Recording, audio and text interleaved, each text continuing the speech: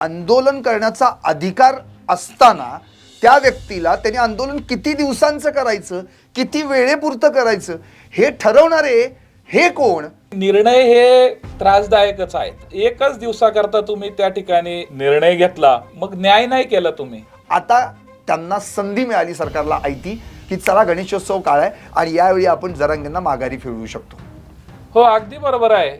कारण गणेशोत्सवाचा काळ नसता तर दुसरं काही सरकारकडे असं कॉन्क्रीट असं रिझन राहिलं नसतं. तुम्हाला ताट वाढलंय, त्यात जेवण वाढलेलं आहे, पण जेवण वाढल्यानंतर किती घास तुम्ही खायचे हे आम्ही ठरवणार आहोत.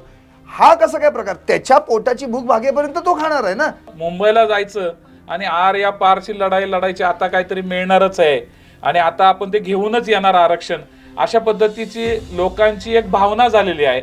आता एक लोक चळवळ उभी राहिलेली आहे.